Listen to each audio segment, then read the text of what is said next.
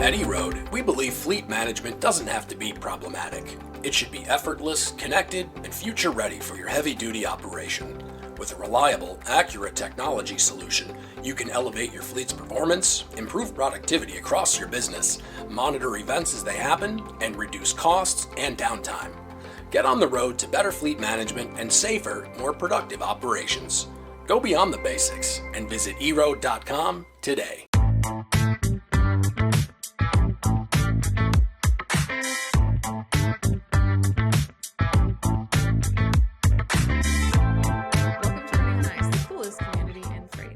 Mario O'Connell bringing you the latest tech updates, warehouse news, and everything happening in the cold chain world. Not only is there the coolest show in freight, but there's also Running on Ice, a newsletter that could not be colder. You can subscribe to that on freightwaves.com/runningonIce. Today we welcome Charles Betts, National Sales Manager at Interstate Cold Storage. Welcome to the show, Charles. Thank you. Glad to be here. Excited. I am excited for today because we get to get into like a little bit of the cold warehousing situation, and that's kind of the coolest thing around. And yeah, that was a really bad pun. Before we get too far into that, let's get some background on you and kind of how you got started at Interstate. Thank you. So I started in the food business way a long time ago, and that was the vertical that I've meandered through, having had a dad who was a chef, worked in restaurants for about 15 years, went back and sold food to restaurants working on the food service side, and got into the cold storage side in 2017.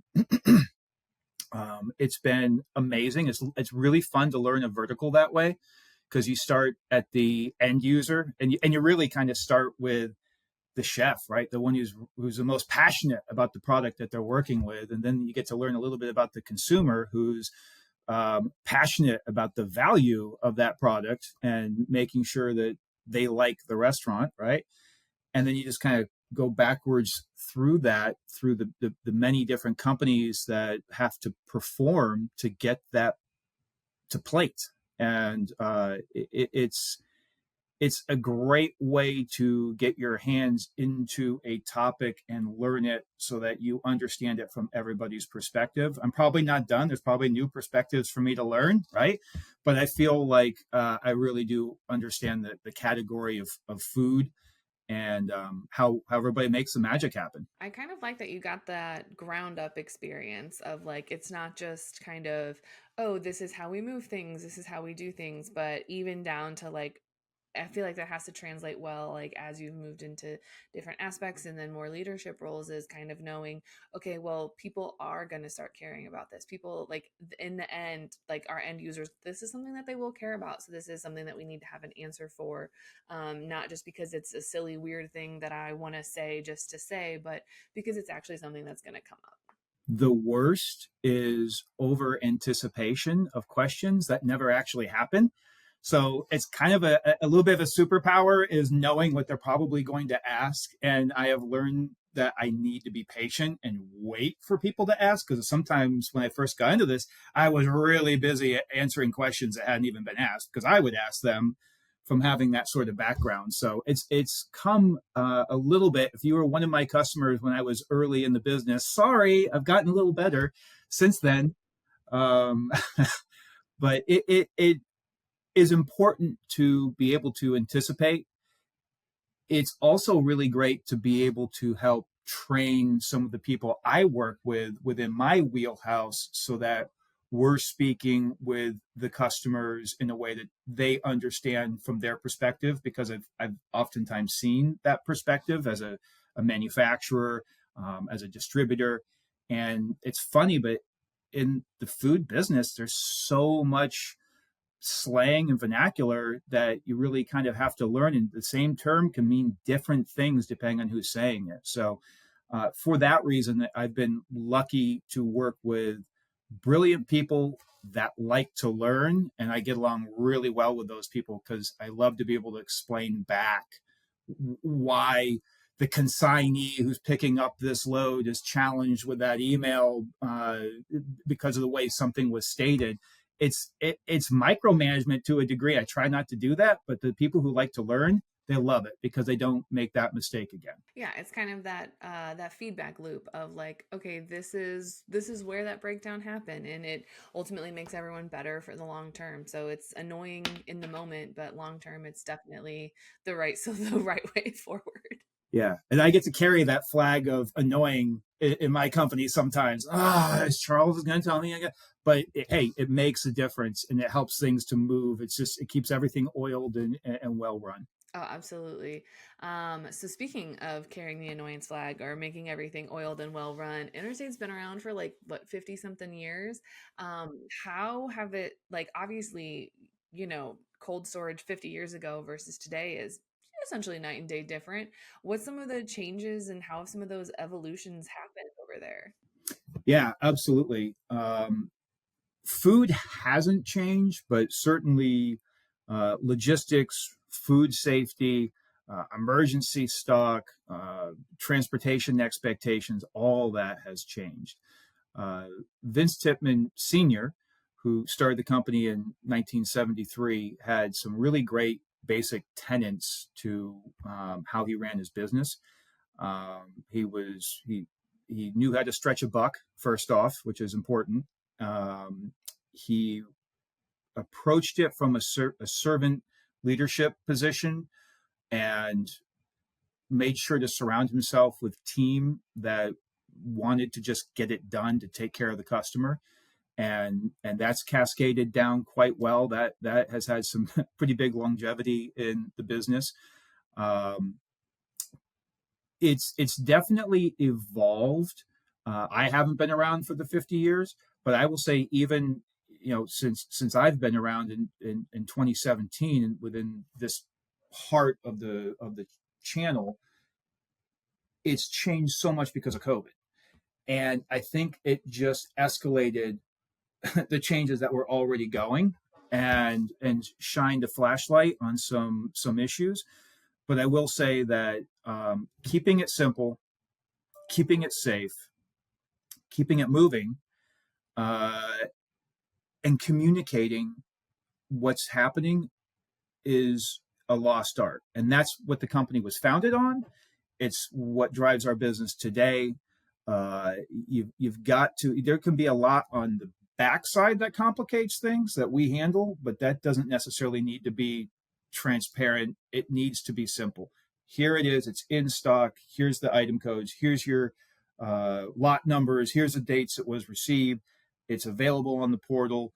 We can send you reports. That sort of just transparency, simplicity. People don't want to be bothered by cold storage. It's one of those things that just kind of needs to be invisible and go away and just be available when I need it to be available. That hasn't changed, and I think that's been for 50 years the way people have wanted it. Back in the day, you wanted to store it right next to your facility, right? That was how one big change was. If you manufactured food here, you wanted to go about 500 feet and find a cold storage that would go find some other people that also wanted to store in this commingled situation. So you weren't paying for a bunch of holes when you didn't have the inventory for it. And you wanted to store it right outside your window. So you could literally turn around, look and go, oh yeah, my stuff's over there. That was kind of the probably the pre 2010 kind of model. That's changed a lot in that the product has been driven a lot closer to the end user, right? To your anchor tenants that have good volume, which suddenly starts to get this just sort of distribution map out where your major cities of Dallas, Chicago, Atlanta, um, around the country start to sort of amass this inventory because it's quicker to get into the consumer from the issuance of PO. And I think that that's one major change that's occurred along with the safety side. I mean, I think that that's kind of been what we've seen. You mentioned the pandemic kind of being that catalyst for change. The fact that everyone's switching things and kind of making it closer to those consumers and those end users, I think that's I want to say a change for good because like it's one of those where it's just right there when everybody needs it. But it is different, it is different than it. But there's still that demand for what there was a cold storage warehouse built, I think, in Kansas City, that it's literally attached to the production facility. So like they can literally take it off, like take the pallet from the production line and just drive it down a hallway. I'm sure it's much more sophisticated than this, but in my mind, they'd like drive it down a hallway and then like boop, it's in the warehouse. So like there still is that demand for that traditional kind of model for, but not everyone is those super large shippers that can, casually build a multi-million dollar warehouse just out of thin air next to their production facility. Turns out not everyone's got that kind of capital. Yeah, right. And that same facility that was maybe 25,000 pallets was 27, 28, 29 million back in 2017, 2018 when I got into this business, and it is a whole lot more capital now, a whole lot. That is one thing that has is part of how we got here, and it's also part of what I see as potential threats down the road to rates, because a lot of these building supplies are not coming down as fast as we'd all like them to, and it's starting to kind of clog my forecast and what I foresee is going to be 2 years out, 3 years out, because I'm pretty active on LinkedIn, and all those announcements of all those groundbreaking cold storage, mixed use 3PL cold storages that you saw, they're getting real quiet. A whole lot of places were breaking ground during COVID when it was the hot investment, right? There wasn't enough cold storage, and a lot of venture capitalist money wanted to get into it. But if you look at who's actually putting shovel in the dirt now that there's been some openings, and there's a whole bunch of companies that opened cold storages during that, and the overruns were brutal.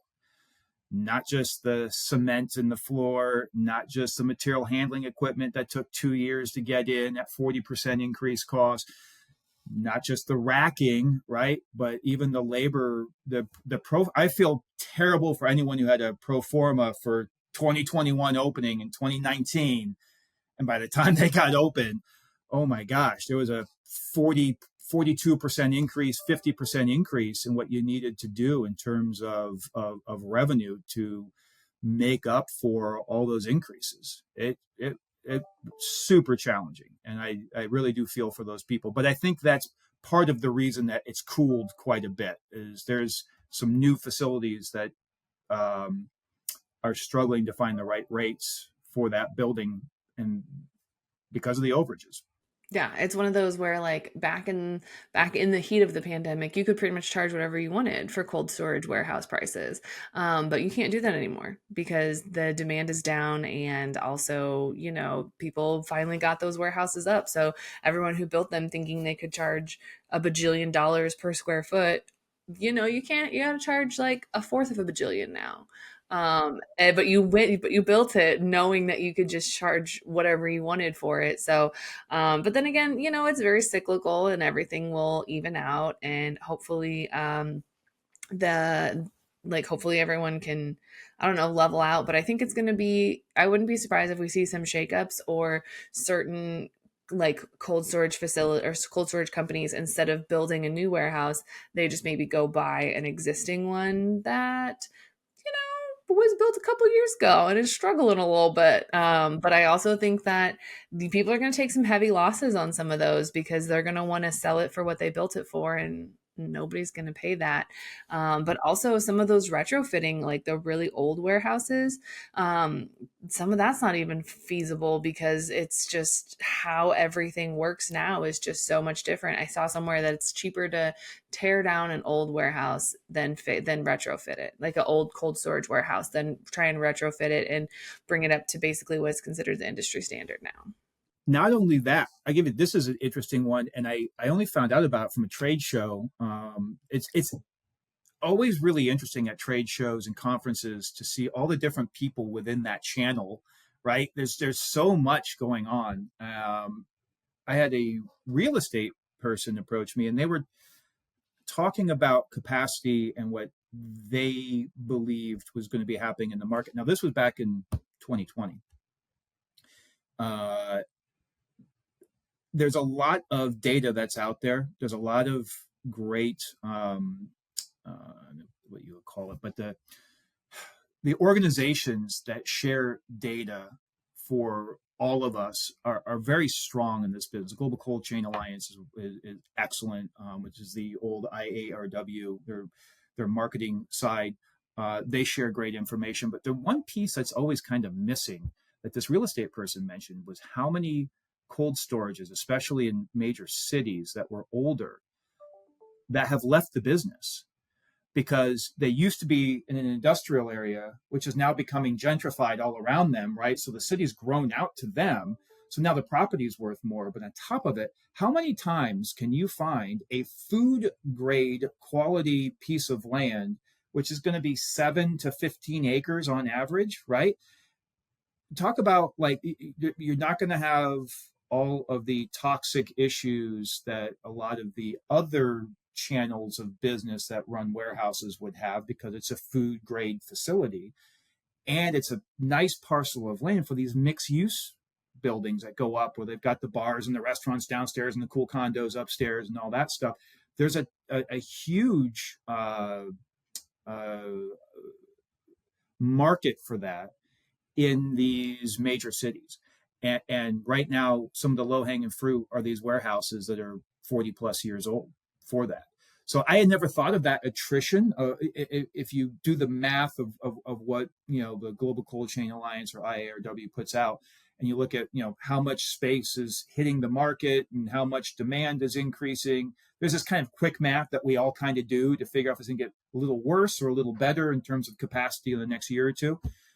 But what the blind spot is how many facilities are actually leaving the industry? I've never seen that number before. And I've been keeping an ear to the ground on it because that's interesting to me. I think that is something first of all, that's something I didn't even think about of, you see all this development of, oh, this much free space, this much new space, this much this, but nobody ever talks about those leaving. And that is a valid point because also if I have a 40 or 50-year-old cold storage facility and I'm looking at potentially, renovating it or rehabbing it or bringing it up to basically industry standards now, or someone comes to me and says, I will give you a pile of money if I can turn it into a mixed use development, which I'm going to sell apartments for whatever rate I'm going to sell them for. I'm just going to take the money and say, thank you very much for taking this asset that's not very helpful to me to take this off my hands because I don't need it. And I can go take this money and, put it towards renting more warehouse space or building a new one. And that's something that I think I'd be very curious to see that number. And if anyone knows of anything, let us know. We would both be very curious about that. Yeah, for sure. So without, we've done this a little bit. I'm gonna need you to dust off your crystal ball. What do you think? What do you think is gonna happen in the cold storage space over, the coming up through the end of the year? Everyone's saying that 2025 is when the freight market's gonna kind of balance out again. Do you see cold storage following that, or do you see it not spike? Bleh. Do you see it spiking at the end of this year? Kind of what's on the horizon for it? What's coming up in the crystal ball? I changed my crystal ball prediction late last year, and I feel pretty confident about. I think it was probably November that I did a lot of analysis. I picked the phone up. I relied on a lot of other people in the industry to give me more information, right? Because your crystal ball is only as good as the data around you that you take the time to get. And here's what I think is happening is you're right. There's more space available right now than there has been in a long time. I think that the amount of shovels going into the ground having been reduced bodes quite poorly for probably another year to year and a half out because they take in this day and age a year and a half to 2 years to construct. We're kind of back to a normal construction timeline versus a very extended one not too long ago. But I don't think there's going to be a lot of capacity, quote unquote, relief because we just had a whole bunch of relief. I think there's going to be a lot of newer buildings that abandon the 3PL model and maybe get into more of a rental situation because they can't fill the buildings. But there are some some manufacturers that would love to have more space and don't mind paying for their own holes, meaning they don't need to commingle it, and they'll bring their own staff in and run it. I think that might be kind of a little boon that occurs over the next year, year and a half, 2 years, um, and perhaps a little bit of a blind spot to everybody who's on the 3PL managed side. But I can tell you this: people are continuing to move to clean label, which that has been a 12 to 13 year slow jaunt, which is now a full on track run now, right? We're sprinting towards clean label. Um, Gut fauna has never been more important in the history of man. And by the way, I'm a believer in that big time as well. I just see that the items that used to be dry now require, without all those nitrates uh, and the preservatives that we can't pronounce, they require colder temperatures. So and by the way, when you look at a grocery store, something built 15, 20 years ago had 2 aisles of freezer. You look at something that's been built in the last 2 years, and there's 6 to 8 aisles of freezer now, right? That uh, cannibalization. Am I saying that right? Cannibalization seems like a really big word for this podcast, but I'm going to use it. Um, of the market share of food is, I think, what is driving the ultimate capacity, right? I don't see that slowing down. I see more people, even the stuff that used to be refrigerated is now going into frozen. One of the things that happened during COVID was people who didn't have inventory to sell didn't have cash flow. So there's been a move to some things that are brands that, if I told you the brands, you would say, oh, that's a shelf stable brand. They have moved to freezer on purpose so that there is an event like we went through. If there's a pandemic or if there's a national emergency, they have inventory to sell. No, so there's multiple things driving that. I think there's definitely relief in the next 18 months. I think it's going to be very interesting to see who comes out of the next 18 months um, having really taken care of their customers, kept their market share, maybe even grown, because that's certainly our goal. And it'll be very challenging as the big two continue to grow. As in the cold storage business, you're either growing your bottom line or you're growing into one of the big two who will come courting. And um, that's kind of my prediction is in a year and a half, I think there will be significantly less choices for cold storage, but we'll be going back into a tight capacity situation due to projects slowing down. I mean, that makes a lot of sense because you have that balloon effect of everything kind of got big and now you got to kind of let it come back down. But yeah, I think the frozen food segment is geared to get real big in a big way. As you know, there's now one of the grocery stores by me, there's an entire aisle of just frozen pizza. And I was like, I remember when there was like 4 options, it was like one freezer case, and now it's insane. And yeah, like it's actually become difficult for me to try and find like frozen vegetables in the freezer aisle. And I'm just like, this was the whole point of the freezer aisle. But now it's just everything. Now it's just like there's a whole like giant long aisle of just pizza and ice cream, which appeals to me on like an emotional level. But you know, that's not what you get every time you go to the grocery store. Sometimes you actually need those frozen vegetables. I don't know why somebody doesn't just make the pizzas on one side and the ice cream on the other, and like guys like me just enjoy their grocery shopping. So I can cut out the other 4 aisles, right? I can get my pizza, I can get my ice cream, and move it along. It seems like a pretty simple request. In fact, I could probably run for president based on the fact that every grocery chain should have exactly the same setup. When I walk in, I want to know where to find beer, where to find milk for the kids, right? And where the frozen pizza is and the frozen ice cream. That should be like basic cultural phenomenon of walking into a grocery store. I'm running for president. That is my campaign promise. It's only one, but I think it's pretty good. As someone who has struggled through a new grocery store, please do that. please do that. Because as soon as you go to a new grocery store, everything's all turned around. And you're like, well, I'm here for 3 hours trying to find 4 things. Yeah, exactly. And nothing is more humbling than going down an aisle expecting to find what you were, and you're in the middle of pots and pans and things that you didn't even know a grocery store offered. That's when you're like in the abyss and the dark underside of the grocery store, just trying to fight your way out. So, speaking of your big master presidential plan, where would you, this brings us to the question that everybody gets asked. First of all, would you put cereal and soup in the same aisle? Because is cereal considered a soup? Yeah, I love this question. No, cereal is not a soup, and I'm telling you this as a frozen food guy.